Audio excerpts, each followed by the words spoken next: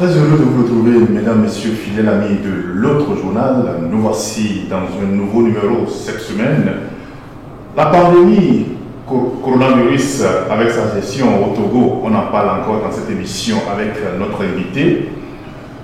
Le 12 janvier 2022 dernier, le gouvernement, après avis du Conseil scientifique et prenant en compte l'évolution de la pandémie, a décidé de l'élargissement de la cible vaccinale aux élèves et apprenants à partir de la classe de 6e et aux personnes âgées de 12 ans et plus sur l'étendue du territoire national. Une décision diversement appréciée au sein de la population. Et pour les catholiques, il faut une autorisation parentale pour ces élèves de 12 ans avant d'être vaccinés. Et c'était la décision de la Direction nationale de l'enseignement catholique. Cette démarche ne s'oppose pas à la décision des autorités, mais vise plutôt à associer les parents au processus de protection vaccinale des enfants mineurs, avait expliqué le révérend père Pierre-Marie Chanel Afognon. Il est le directeur de l'enseignement catholique au Togo. C'est justement le père Afognon qui est notre invité sur ce plateau de l'autre journal numéro 99, mon père. Bienvenue dans cette émission. Merci beaucoup. Bonjour et fraternelles salutations à nos amis auditeurs et auditrices. Le merci est partagé, surtout quand on sait que le plateau qui nous accueille a connu des moments difficiles. Et nous rendons grâce à Dieu pour le sursaut, la grandeur d'âme des uns et des autres. Et nous espérons que ce plateau, aujourd'hui et demain, sera vraiment un lieu de débat pour construire ensemble notre pays. C'est mon espérance et c'est l'une des raisons pour laquelle j'ai accepté venir sur ce plateau pour dire merci à tout ce qui se fait pour que la parole ne soit pas emprisonnée, mais qu'au contraire, nous puissions débattre et que l'agora que nous formons en tant que citoyens soit un lieu de construction et non de destruction. Et je crois que c'est ce que tous les Togolais désirent, et c'est ce que l'humanité désire, c'est ce que l'Église désire, et comme prêtre, je ne peux que prier pour ça et m'engager comme citoyen pour que cela soit une réalité qui puisse croître chaque jour dans notre pays. Merci beaucoup, mon père. Ça fait chaud au cœur d'avoir préparé dans cette émission avec le père Afognon. Et comme nous allons parler aussi de l'actualité sociopolitique dans notre pays et en Afrique. Voilà. Bon, depuis 2020, le monde entier a connu une pandémie, le coronavirus ou la COVID-19. Et 2020, même 2021, l'Église catholique, non seulement l'Église catholique, les églises ont connu une fermeture au Togo. Mon père, comment avez-vous vécu ces moments, cette situation? Il est clair que d'abord la pandémie elle-même est une situation de souffrance pour tous les humains et tout ce qui touche l'être humain touche l'Église. C'est à ce titre que l'Église se définit comme une mère et en même temps comme un expert en l'humanité. Maintenant, les conséquences qui sont allées jusqu'à la fermeture des lieux de culte, je crois, a affecté tous les leaders religieux, beaucoup de citoyens. C'était comme des décisions qui sont à la fois au niveau national et international. Mais cela dit, ça nous a beaucoup affecté. Mais au même moment, simplement, dans les murs physiques qui ont été fermés, Dieu est d'abord dans nos cœurs et l'adoration est d'abord un culte intérieur. Et la fraternité que nous célébrons dans nos églises et lieux de culte commence justement par la famille. Et je crois que la pandémie nous a donné l'occasion de renouer avec l'église des origines. Les chrétiens n'avaient pas de lieu de culte parce que l'Empire romain ne voudrait pas d'eux. Ils étaient persécutés, tués, donnés aux bêtes sous forme de cirque. Tout ça, c'est des vérités historiques jusqu'à l'édit de Milan. Donc cette église a survécu quand même pendant des siècles sans avoir de lieu de culte. Les lieux de culte sont venus plus tard. Et donc, pour nous particulièrement, comme Église catholique, ça a été une occasion d'épreuve, mais à la suite du Christ, chaque épreuve est le symbole même de la croix. Et la croix en Jésus-Christ ne peut conduire qu'à la résurrection. Et nous avons eu l'occasion d'exhorter beaucoup les fidèles à redécouvrir des vérités liées à notre foi et que le magistère enseigne. Par exemple, quand le magistère dit que la famille est l'église domestique, quand le magistère dit que la famille est un sanctuaire de vie, durant ces temps de fermeture, nous avons exhorté les fidèles à redécouvrir tout cela. Mais il faut dire que nous avons été affectés. Nous continuons de prier pour que dans les jours qui viennent, et grâce à tout ce que chacun déploie comme effort, mais surtout la recherche, mais plus que la recherche, la grâce de Dieu, nous puissions conjuguer cette pandémie au passé pour que nous avancions avec moins de contraintes, que ce soit pour les célébrations liturgiques ou d'autres réalités humaines indispensables, parce que l'être humain ne vit jamais en solitude, il ne peut pas se réaliser tout seul. D'ailleurs, dès le livre de la Genèse, Dieu lui-même dit « n'est pas bon que l'homme soit seul ».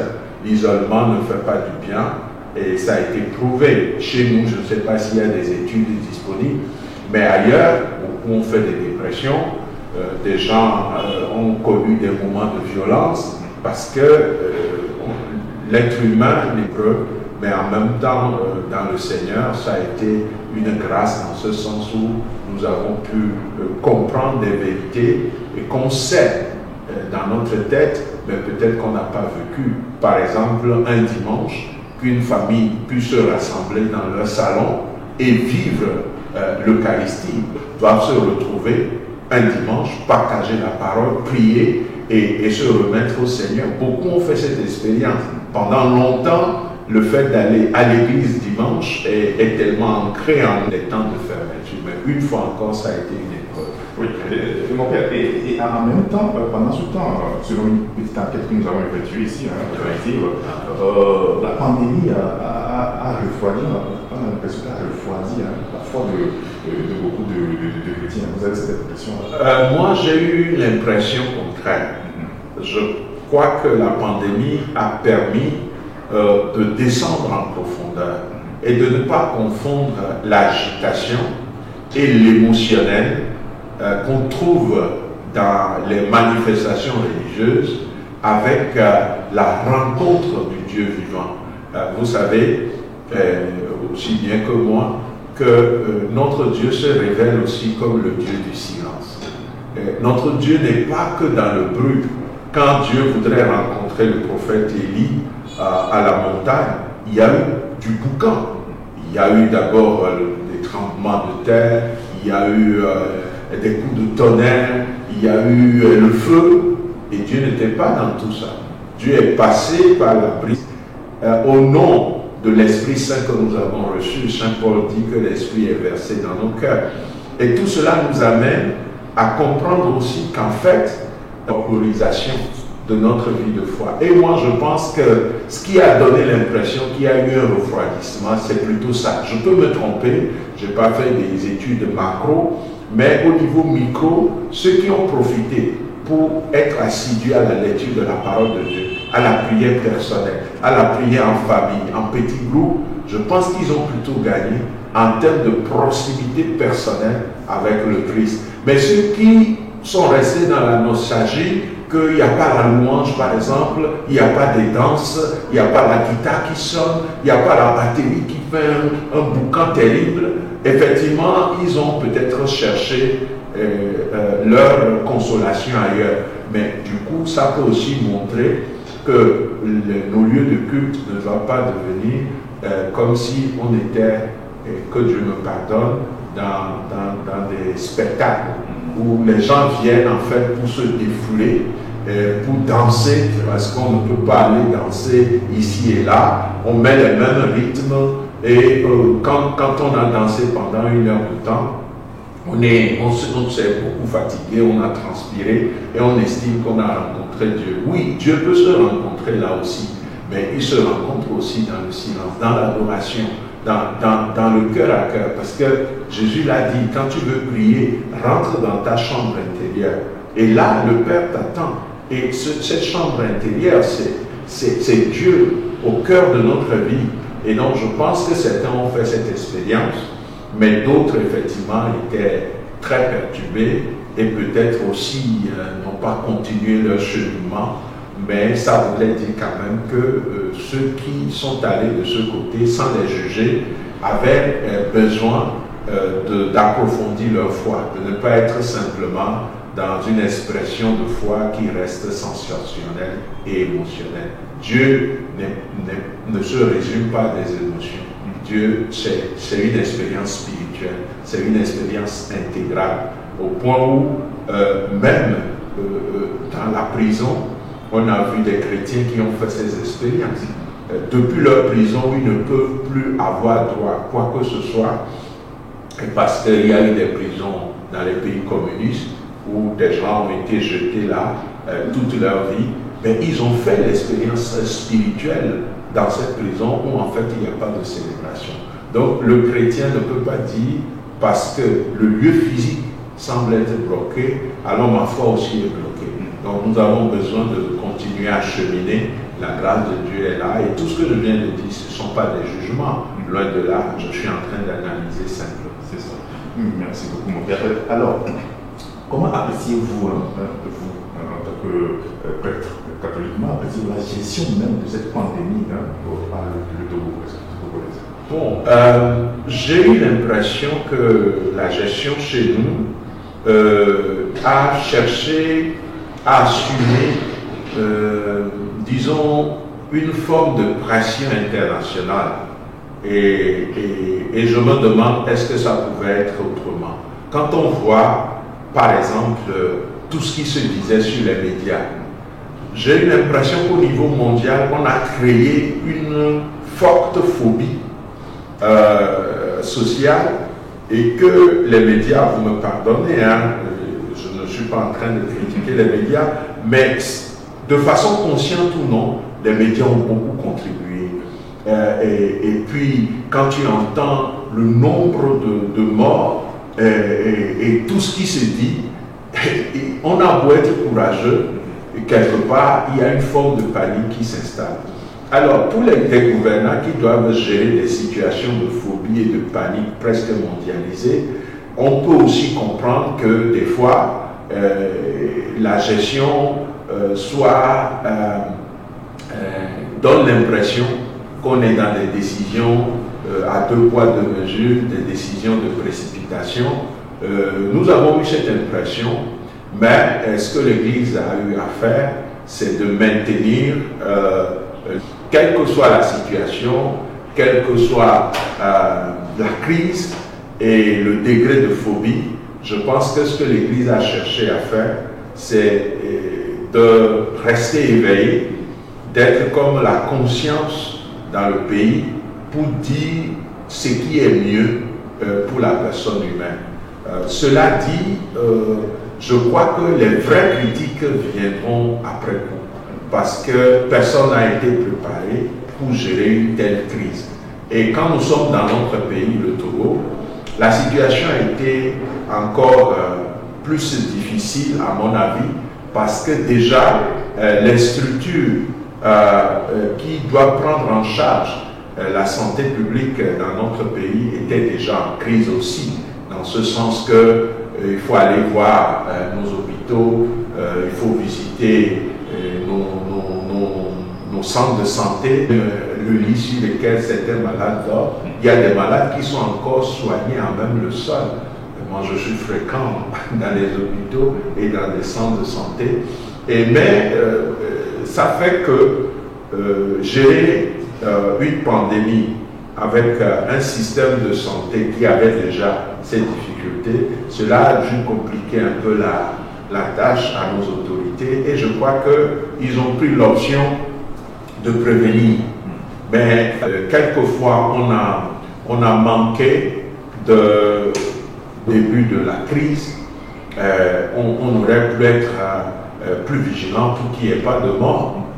Mais je me rappelle encore des situations douloureuses où quelqu'un qui sort la nuit pour faire ses besoins, on l'a tabassé à mort. Et ça, je pense que ça n'avait rien à voir avec la crise, mais c'est des choses qui sont arrivées malheureusement chez nous, et donc nous ne pouvons que regretter cela. Mais les autorités ont essayé aussi de faire ce qu'ils peuvent faire. En un temps record, il y a eu un centre de référence, et après il y a eu d'autres centres de référence, je crois, au niveau des régions, ainsi de suite. Et je crois que des efforts continuent avec les équipes scientifiques et tout. Nous avons le droit de la critique, mais je crois que toute critique doit montrer ce qui est positif et ce qui relève, disons, des manquements. Certaines décisions, on se disait, mais comment c'est possible? Par exemple, dans les églises où rigoureusement on respecte la distanciation, on essaie d'obliger les gens, pas qu'on essaie, on oblige les gens de porter des masques. Et il y avait des gels hydroalcooliques et de l'eau et tout.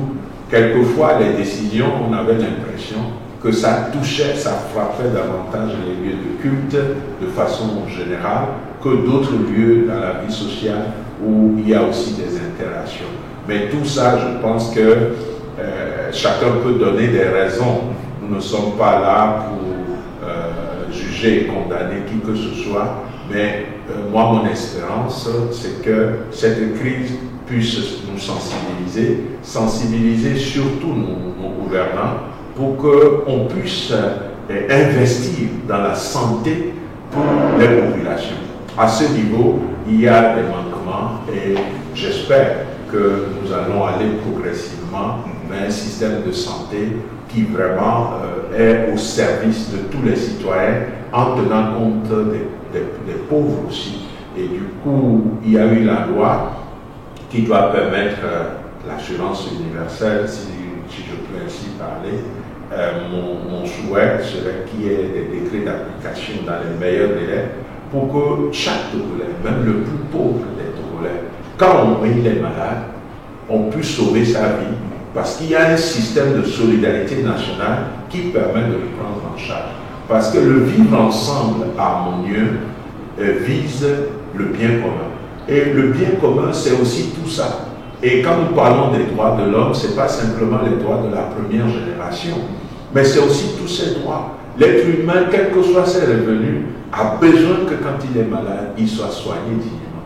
Donc voilà, il y a eu des pas, puisque cette loi aussi a été votée en pleine crise, en pleine pandémie.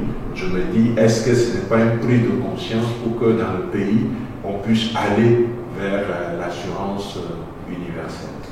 Voilà. Merci beaucoup, mon père. Et dans la foulée, le gouvernement togolais avait introduit le vaccin, la vaccination contre le coronavirus, et ça a commencé le 1er mars 2021.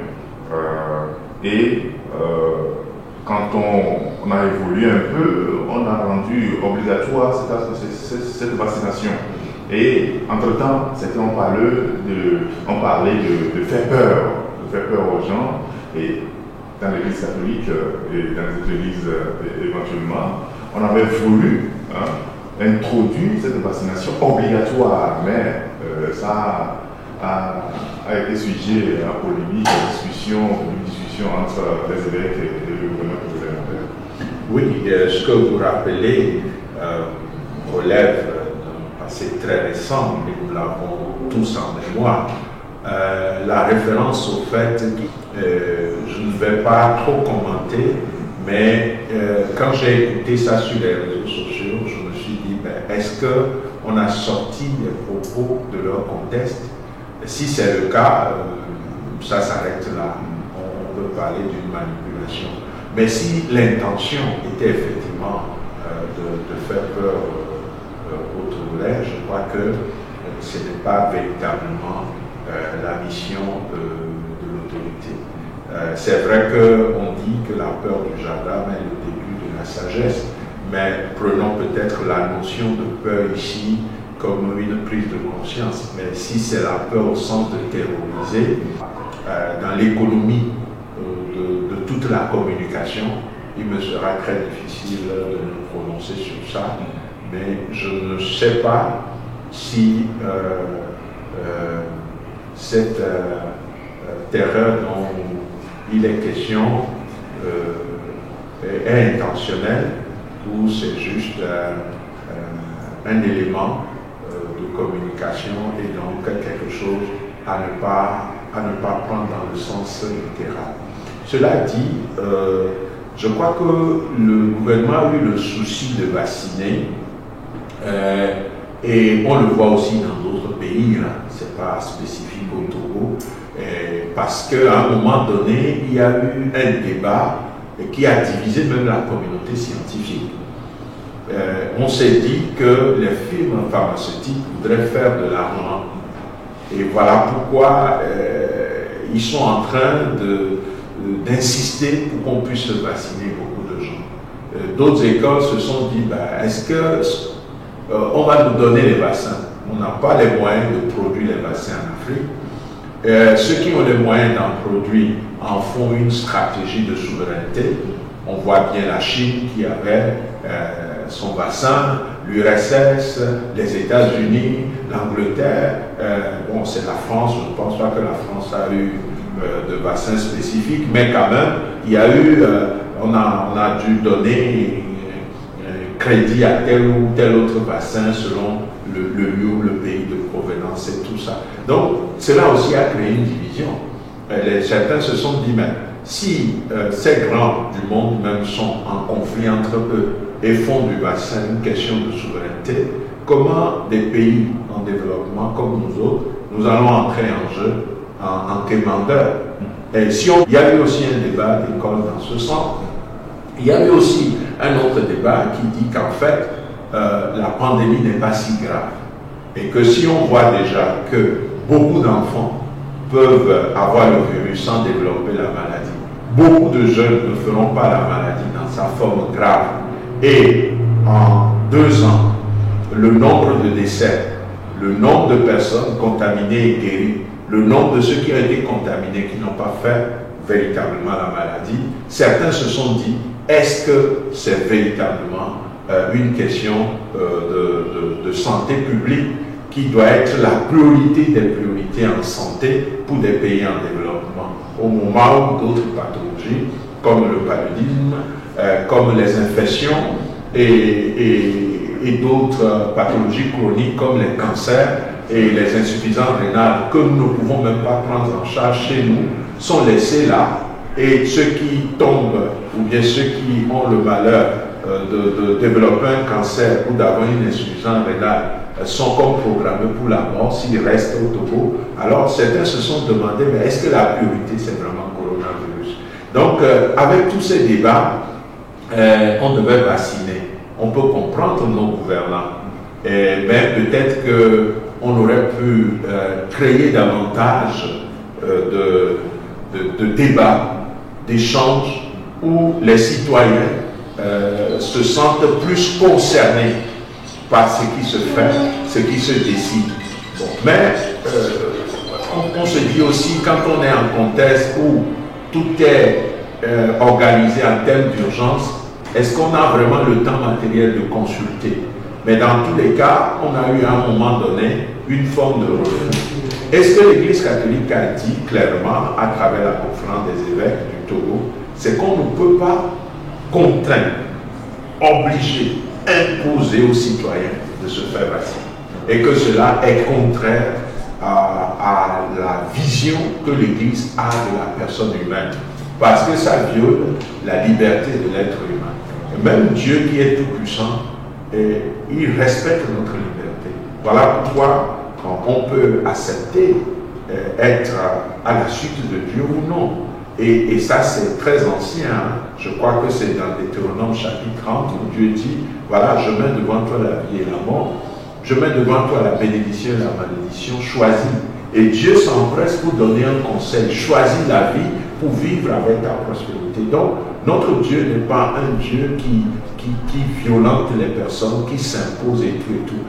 Et comme tout ce qui est régime totalitaire, on a vu le travail discret mais efficace de l'Église catholique dans le bloc communiste jusqu'à leur chute. Mais tout ceci pour dire simplement que la conférence des évêques en fidélité au catéchisme de l'Église catholique, à la morale catholique et à notre éthique a dit oui, on peut vacciner. L'Église n'a jamais dit non. Parce que c'est validé, c'est une thérapie, ce n'est pas quelque chose a priori de mauvais. Mais là où l'Église a dit non, c'est de contraindre les gens. Il faut sensibiliser, il faut informer, il faut exhorter pour que les gens puissent adhérer à la décision. Mais leur imposer manu militari, c'est cela que l'Église a essayé de dire, c'est-à-dire vous ne pouvez pas aller dans ce sens. Vous devez respecter l'être humain, l'amener à faire des choix et non à faire des choix à sa place et à l'imposer. C'est ça la qui passe pour l'Église. Hein? Bon, vis-à-vis du gouvernement, dans tous les cas, je crois que c'est normal que quand on a des visions qui n'ont pas nécessairement des points communs, qu'on puisse avoir l'impression à bras de fer. Mais moi, je suis convaincu que dans la cité, ce qui fait même la beauté de la démocratie, ce sont ces avis contraires. Et ça, on ne doit pas avoir peur de ça. Et dire aussi que l'Église a eu chaud avec le gouvernement, je ne crois pas, parce qu'on n'a mis aucun évêque en prison pour ça. Mais ce que je pense, c'est que nous avons une tentation dans notre pays, et c'est d'avoir une pensée unique. Cette tentation qui consiste à se dire, j'ai suffisamment raison pour avancer. Je ne sais plus si c'est Mère Teresa de Calcutta ou qui le disait, le bien que tu me fais sans moi, c'est un mal que tu fais contre moi. C'est à pleurer, à crier, alors que vous voulez simplement qu'il mange, c'est un bien pour qu'il soit en bonne santé. Si un enfant peut faire ça, à plus forte raison, des populations. Donc, ce qu'il y a ici, c'est pas un bras de fer, mais c'est une pluralité d'approche sur l'être humain. Et c'est ce que vous avez senti, sinon on n'a pas eu de problème particulier. À part ce que les médias ont essayé de montrer, on prend les propos d'un ministre, après on prend les propos d'un évêque, on crée de l'affrontement. C'est devenu une forme de je ne sais pas s'il faut l'appeler CAN adapté au Togo. C'est-à-dire on a l'impression que l'activité sportive que nous préférions, c'est d'opposer les gens sur les réseaux sociaux, de faire des interprétations. C'est ce qui est arrivé. Mais depuis Héraclite, on sait que, et comme il le disait, non, c'est du choc des idées que jaillit la lumière. Nous ne pouvons pas arriver à une vérité sur l'homme en période de crise sanitaire en ayant une pensée unique. Ça, nous devons bannir ça. La politique, c'est le lieu du débat par excellence. Et dès que la vie des citoyens, d'une manière ou d'une autre, leur vie est concernée, il faut nécessairement beaucoup d'échanges, beaucoup de dialogues. Et ce n'est pas l'argumentation qu'on va arriver à convaincre. Cela dit, quand nous sommes en contexte de démocratie, il y a aussi la loi de la majorité. Si on arrive à voir que, voilà, la plupart veulent rendre la vaccination obligatoire, l'Église ne va pas se taire. L'Église va continuer à défendre sa position, comme quand dans d'autres pays on vote des lois qui sont contraires à notre vision de la personne humaine. Mais on ne va jamais, et qui reste fidèle à notre identité. Et là, c'est la vocation prophétique de l'Église. L'Église ne peut pas se taire. Nous sommes des prophètes. Le baptême a fait de nous des prophètes. Et donc, voilà, nous pouvons que dire, c'est un débat, ce n'est pas du tout une guerre. Et ce n'est pas un bras de fer comme certains ont cherché à le montrer. Le gouvernement a décidé d'étendre la vaccination aux élèves de 12 ans. Oui. Tout enfant qui a 12 ans sera vacciné. Mais chez vous, vous avez vu la chose, la situation autrement, en demandant l'autorisation parentale avant qu'un enfant soit vacciné. Et mon père, pourquoi la nécessité d'avoir cette autorisation? Et c'est fondamental, hein? Je crois que tout le monde comprend ça. D'abord, ils sont des mineurs. Moi, je ne suis pas juriste, mais je pense que un mineur ne répond pas de ses actes et décisions. Ils sont sous l'autorité de leurs parents. C'est la première raison. La deuxième raison, c'est que ils sont venus à nous par le biais des parents et des tuteurs. Et quand des parents, par exemple, ne sont pas informés de la vaccination de leurs enfants et n'ont pas donné l'autorisation, on sait que tout produit qui est médicament a des effets indésirables. Nous ne connaissons pas mieux le statut sanitaire de nos élèves que leurs parents. Et les parents seront en droit de se plaindre aussi. Pourquoi vous n'avez pas demandé d'abord? Par exemple, mon enfant a telle pathologie ou telle allergie. Son médecin traitant devait dire quelque chose. Et surtout que ça a eu lieu dans le temps d'apprentissage où nous vous avons confié l'enfant. Mais qui vous dit que moi-même, je ne peux pas amener mon enfant se faire vacciner dans un centre? Vous, le temps que je voulais confier, le contrat qui nous lie, c'est un contrat d'éducation. Ce n'est pas un contrat sanitaire. Mon enfant n'était pas en premier soin. Ça voudrait dire qu'on cherche la structure la plus proche, là où il y a l'infirmerie, on fait ce qu'on doit faire. Mais une fois qu'on a géré l'urgence, c'est les parents qui prennent la relève. Donc, dans ce cas précis, on ne peut pas fonctionner autrement. C'est une question de principe, de partenariat avec les parents. Parce que ils sont les premiers responsables de leurs enfants, surtout quand ils sont mineurs. Mais je crois aussi que dans ce qui a été dit, là, certains journaux ont vu encore un bras de fer entre nous, le ministre, le gouvernement et l'Église. Des fois, j'ai l'impression que les Togolais commencent à aimer beaucoup tout ce qui est conflictuel. Au lieu que nous soyons des bâtisseurs de ponts, c'est comme si nous devenons experts en bâtisseurs de murs pays, ni avec une pensée unique, ni avec quelques-uns contre d'autres. C'est impossible. Et ça, je pense que tout le monde le sait. Même si certains font semblant de ne pas le savoir, au plus profond de leur conscience, ils le savent. Et moi, je dois le dire. Donc, pour nous, c'est une manière de mieux appliquer cette décision du gouvernement au sein de nos structures éducatives. C'est important. Nous n'avons pas dit non à la décision parce que ça rentre dans une politique nationale. Mais c'est l'exécution. Et là aussi, on doit comprendre que quand il y a dans l'application, on applique cette décision dans des contextes qui sont différents. Par exemple, la façon d'un chef d'établissement confessionnel catholique va répondre, c'est pas la même chose qu'un chef d'établissement du public. Un chef d'établissement du public, de par sa nomination même, a déjà la protection de l'autorité publique. Nous sommes des privés. Et donc, on n'a pas... Il y a des choses où on ne peut pas nous dire « Ah, ça se fait dans le public, donc ça doit se faire de la même façon chez vous nécessairement. » Donc, c'était notre manière d'aider d'ailleurs le gouvernement à mieux faire chez nous. Pas dans le public, mais à mieux faire chez nous. Et donc, il n'y avait aucune intention de polémiquer. Et pour le moment, nous pensons que ce problème même est dépassé. Parce que Monsieur le ministre en charge des enseignements primaires, secondaires, de l'enseignement technique et de l'artisanat a bien dit que pour être vacciné, il faut s'inscrire en ligne. Ça met fin à la polémique parce que c'est un parent qui va décider d'inscrire son enfant. Et le chef d'établissement, chez nous, et nous leur avons dit ça, la priorisation parentale. Donc du coup, je crois que personne n'a voulu isoler les parents du processus, mais comme cela n'a pas été suffisamment explicite dans la communication qui était arrivée à notre niveau, nous avons simplement pris sur nous de rappeler ce principe qui nous aide à mieux appliquer la décision gouvernementale.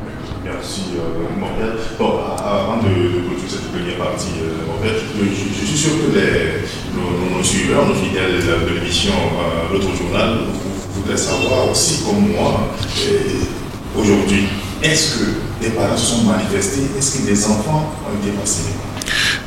J'ai reçu, je préfère taire le lieu, mais j'ai reçu d'un établissement l'information selon laquelle on était venu pour vacciner et ils ont rappelé le principe et donc ils ont dû faire appel au maire de la localité qui est venu, on a rappelé aussi le principe et nous leur avons dit ce que le ministre a confié, à savoir que on va s'inscrire en ligne pour être vacciné. Donc je crois qu'après tout s'est bien passé et comme je l'ai dit, on n'est pas là pour nous opposer à une décision gouvernementale, mais on veut mieux l'appliquer pour le bien de nous tous. Donc pour le moment, je n'ai pas reçu d'autres retours, mais une fois encore, je le dis publiquement, nos établissements ne sont pas fermés à la vaccination. Et si on veut vacciner chez nous, la route est libre. Il y a une condition, que les parents soient associés, et aussi pour casser des rumeurs qui font dire que non, ce qu'on a injecté, c'est des vaccins périmés, tout et tout. On a dit, c'est très simple aussi. On veut vacciner, on montre au chef d'établissement devant 2 élèves. Quand les rumeurs vont commencer, nous aurons les preuves. Aujourd'hui, on sait que dans notre pays, mais aussi ailleurs dans le monde, avec les réseaux sociaux, on a vite fait de monter ce qui est faux.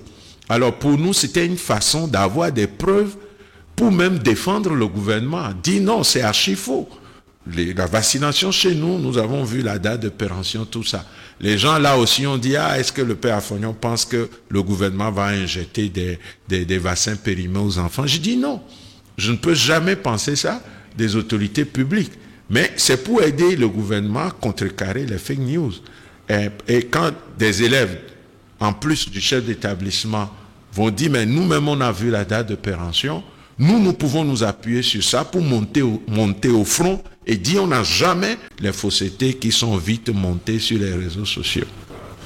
Oui, l'Église catholique n'a jamais été contre la vaccination, mais il faut la méthode d'information, la sensibilisation. Je rappelle que nous sommes avec le révérend père Pierre-Marie Chanel Afognon, il est le directeur national de l'enseignement catholique. Nous allons observer une pause et nous revenons.